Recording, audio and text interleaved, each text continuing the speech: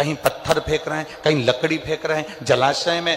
शिव महापुराण की कथा तो यहां तक कहती है कि यदि आपके घर में, आपके मंदिर में, आपके देवालय में, आपके शिवालय में यदि शंकर भगवान पर बेलपत्र चढ़ रही है, पुष्प चढ़ रहा है, मंदिरों में बहुत सारा पुष्प एकत्रित हो रहा है, तो उसको ले जाकर विसर्जन करें। विसर्जन का मतलब ये नहीं है कि नदी में, तालाब में, बावड़ी में, कुएं में ले जाकर डालें। विसर्जन का मतलब है किसी एक स्थान पर उसको एकत्रित करें और जब वो पूर्ण तरह से नष्ट हो जाए तो उसकी खाद बनाकर किसी पौधे में ले जाकर डालें, जिससे उस पौधे की उन्नति होना प्रारंभ हो जाए। जरूरी नहीं कि आप जलाशय को दूषित करें, जरूरी नहीं कि किसी नदी, तालाब, बावड़ी या कुंड को आप दूषित करें। विसर्जन का मतलब है कि जब आपने पूजन करी, पूजन करने के बाद आपने चावल का दाना लेकर शिव जी को समर्पित करा और अपनी पूजन का विसर्जन कर दिया। बाबा मेरी गलती को क्षमा करिए, मैंने जो कुछ भी गलती करी है इस पूजन में, अनुष्ठान में, आप मुझे क्षमा कर दीजिए। और वो निर्माल्य को ले जाकर आप एक और ले जाकर उसको एकत्रित करो। जब वो खाद बन जाए पेड़ पौधों में डालो। नदी में डाल दिया, आगे जाकर वो सड़ता रहा, धीरे धीरे धीरे धीरे वो बेकार होता रहा। ये हमारे यहाँ श्रेष्ठता नहीं, ये श्रेष्ठ नहीं।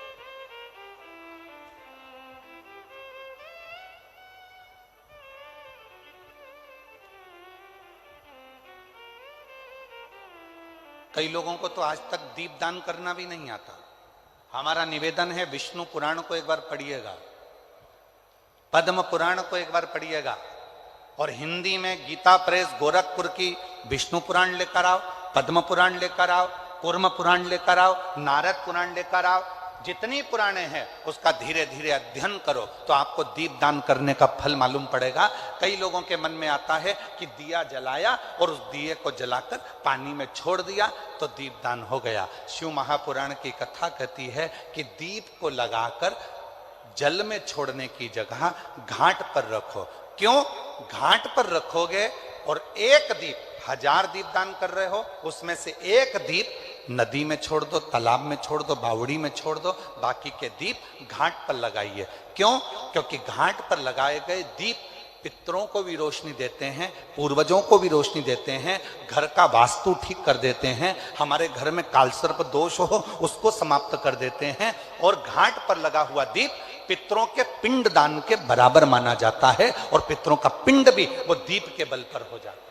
इसलिए दीप घाट पर होना। पर कई लोगों की आदत होती है, नदी में गए हैं, अगरबत्ती, मोमबत्ती, वो कौन सा मिठाई के डब्बे ले लिए, मिठाई के डब्बे, फुलझड़ी के डब्बे इकट्ठे कर लिए। कार्तिक का महीना था, दीपदान करने गए थे, 1000 दीप बना बनाकर सारा नदी में छोड़ दिया। आगे जाकर वो कचरा इकट्ठा हो गया और पूरी नदी दूषित हो गई। उस माँ को दूषित नहीं करना है, उस माँ को शुद्ध करना, उस माता को शुद्ध करना। कनक दानव प्रकृति को नष्ट कर रहा है, और कनक दानव जब प्रकृति को नष्ट कर रहा था तब इंद्र को सूचना मिली और इंद्र ने आकर कनक दानवों से युद्ध किया। और कनक दानव से जैसे युद्ध करा तो इंद्र विजय प्राप्त नहीं कर पाए। क्यों? क्योंकि कनक दानव प्रकृति को नष्ट करने में लगा हुआ था। जितना वो प्रकृति को नष्ट करने में लगा हुआ था उतना ही वो कनक दानव पर धन,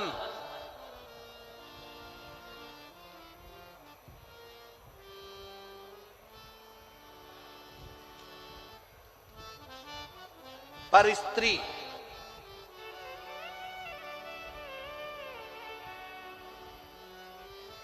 को अपना बनाकर अपने पास में रख लेता। पर धन को भी अपने पास रख रहा है, पर स्त्री को भी अपने पास रख रहा।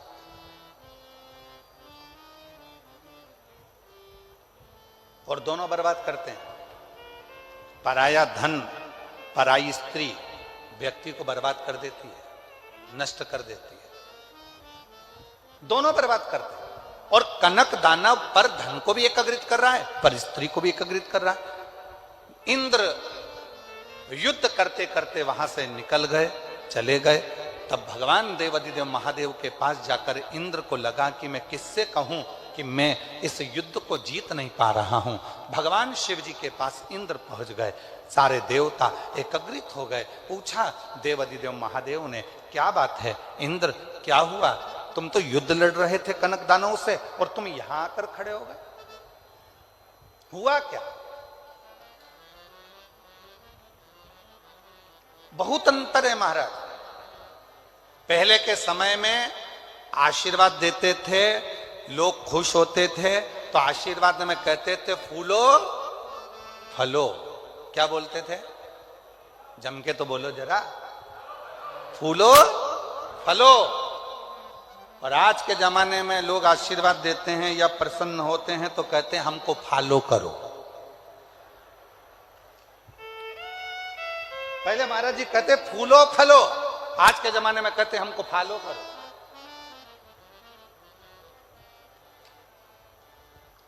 शिव कथा कह रही है, भगवान शंकर का चरित्र कह रहा है।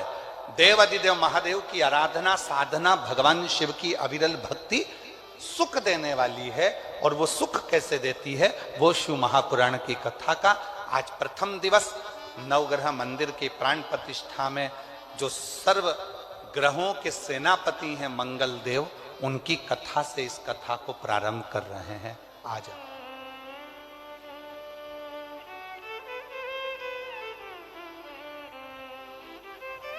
शिव कथा कर रहे हैं। और शंभु शरणे पड़ी मांगू घड़ी रे घड़ी, दुख का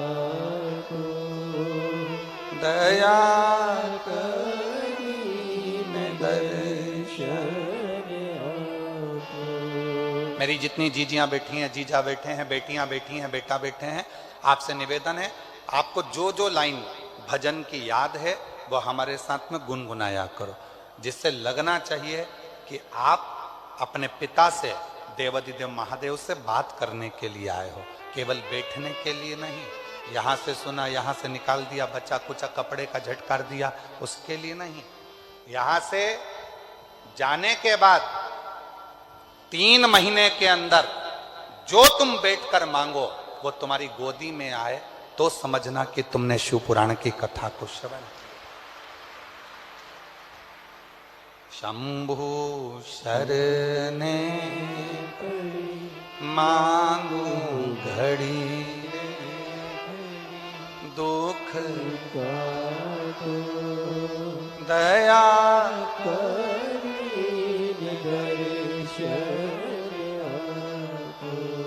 भगवान देवाधिदेव महादेव से प्रार्थना करी। इंद्र तुम यहां?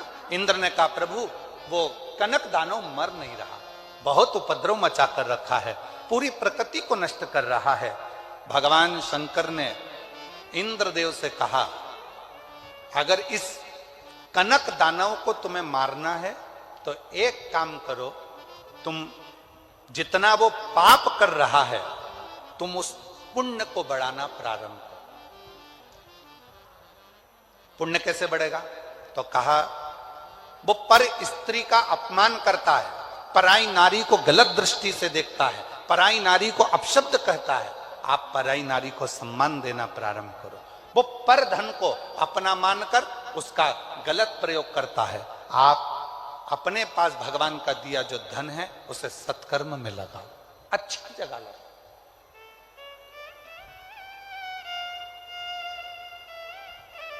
श्रेष्ठ जगह लगाओ। आज जो इतना बड़ा नवग्रह मंदिर का निर्माण माननीय मध्य प्रदेश शासन के पूर्व गृह मंत्री डॉक्टर श्री नरोत्तम मिश्रा जी और पूरे ट्रस्ट ने, समिति ने जो करवाया है, इसका लाभ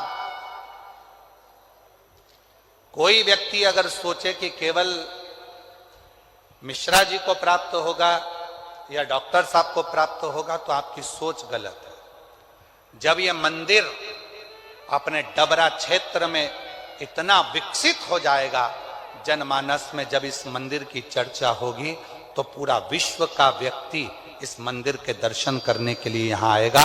और डबरा का इतिहास रचा जाए। डबरा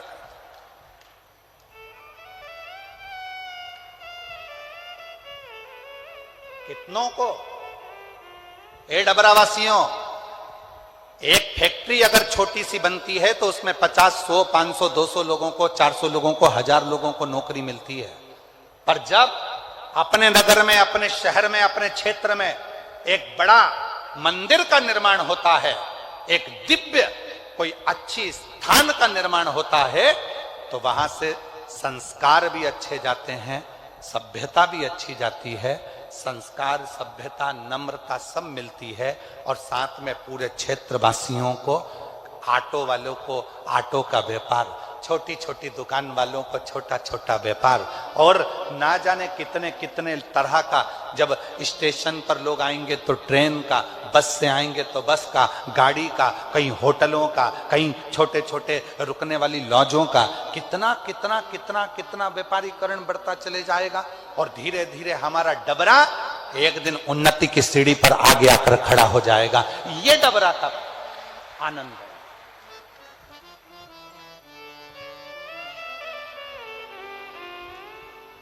कहना सरल है। हमने माननीय डॉक्टर नरोत्तम मिश्रा जी, पूर्व गृह मंत्री जी से बैठकर एकांत में बात करी और हमने कहा, आपने इतना बड़ा मंदिर बनवाया, नवग्रह देवता का पूरा परिवार यहां पर विराजमान करा।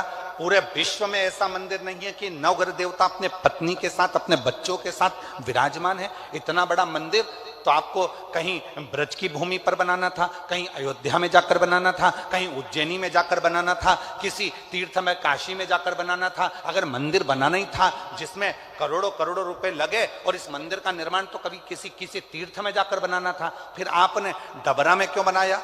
मैं ऐसे पूर्व गृह मंत्री डॉक्टर नरोत्तम मिश्रा जी को धन्यवाद दूंगा। उनका एक शब्द था, मेरे छोटे से गांव में कोई भी उन्नति की बात नहीं होती है, इसलिए इस मंदिर का निर्माण डबरा क्षेत्र में करा।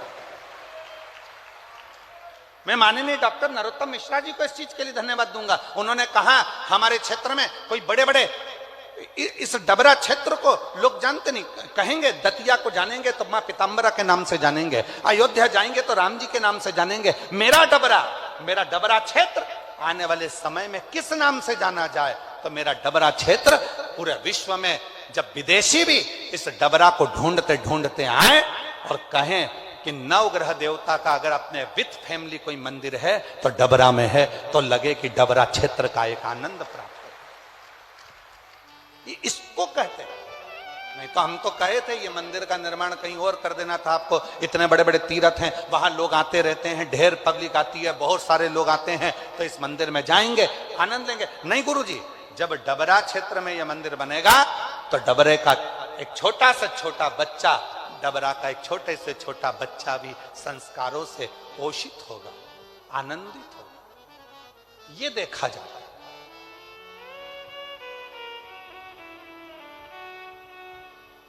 ये आनंद है। इंद्र को लगा कि ये कनक दानव मरेगा कैसे, कनक दानव का अंत कैसे होगा? तो भगवान शंकर ने कहा, पुण्य बढ़ा लो, अपने पुण्य कैसे बढ़ाना है? तो कहा, धन जो है उसको सत्कर्म में लगाओ, पर स्त्री का पर दृष्टि ना दे, भजन का बल बढ़ाए, भक्ति का बल बढ़ाए, स्मरण करें, भगवत नाम का कीर्तन करें। शिव महापुराण की कथा कहती है, जब कोई मनुष्य, जैसे भगवान शंकर ने इंद्र से कहा कि एक पार्थिव लिंग का निर्माण कर कर इंद्र, जब तुम जल धीरे धीरे उस लिंग पर समर्पित करोगे, शिवलिंग पर चढ़ाओगे, तो तुम्हारी शक्ति प्रबल होती चली जाएगी। शिव महापुराण की कथा में, विद्धेश्वर संहिता में लिखा है, जब एक लोटा जल लेकर कोई भगवान शंकर के मंदिर में जाकर शिव जी को जल समर्पित करना प्रारंभ करता है, तो उसके अंदर एक अलग से तेज उत्पन्न होने लगता है और उसकी वाणी भी धीरे धीरे सिद्ध होने लगती है, वो बल उसके अंतर्गत अपने आप आने लगता है। इसलिए सारी समस्या का हल, जम के बोलो जरा, सारी समस्या का हल बोल बम का नारा है, श्री शिवाय। शिव को चढ़ाया गया वो एक लोटा जल हमें शक्ति उत्पन्न करता है, शंकर को चढ़ाया गया वो एक लोटा जल हमें बल उत्पन्न करता है, शिव जी को चढ़ाया गया वो एक लोटा जल हमारे जीवन में ऊर्जा उत्पन्न करता है। और कितनी ऊर्जा है महाराज। अग्नि पुराण का एक छोटा सा चरित्र है,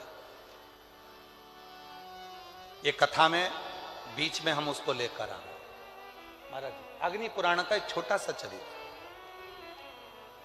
शंकर भगवान का एक परम भक्त था सुखदेव।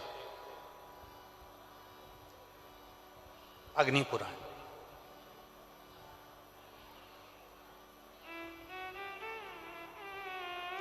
गीता प्रेस गोरखपुर की अग्नि पुराण 292 नंबर पृष्ठ का ये संवाद है महाराज।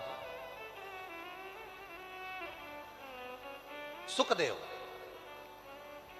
शिव का परम भक्त, भगवान शंकर का परम उपासक,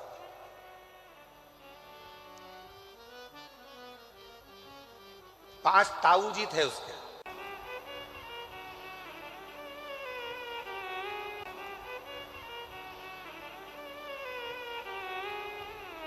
शिव की साधना सुखदेव कर रहा है, भगवान शंकर की साधना में सुखदेव लगा हुआ है।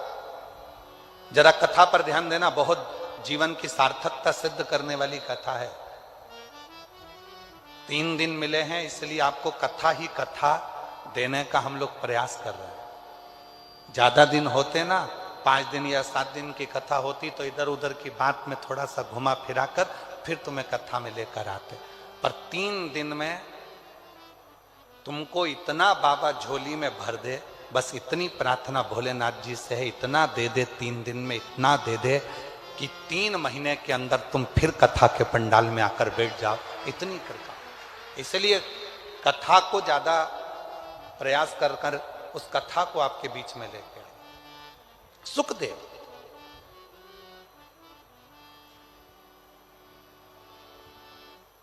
ताऊ, काका, काकी, ताई, ताऊ के बच्चे, काका के बच्चे सब थे।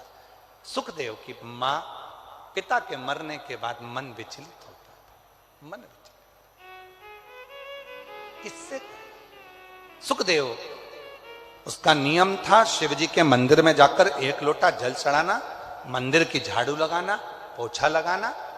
आप में से कई मेरी बहनें हैं, कई मेरी जीजियां हैं, कई मेरे जीजा हैं, कई मेरी बेटियां बेटा हैं, कई माता पिता यहां बैठे हैं जो शंकर जी के मंदिर में जाकर झाड़ू लगाते हैं तो दूसरा व्यक्ति आकर हंसता है। क्यों? पंडित जी है तो सही, झाड़ू लगा लेंगे, सेवादार लगा तो है, झाड़ू लगा लेगा, पोछा लगा लेगा। तुम क्यों मंदिर में सफाई करते हो? तुम क्यों मंदिर में झाड़ू लगाते हो? तुम क्यों मंदिर में जाकर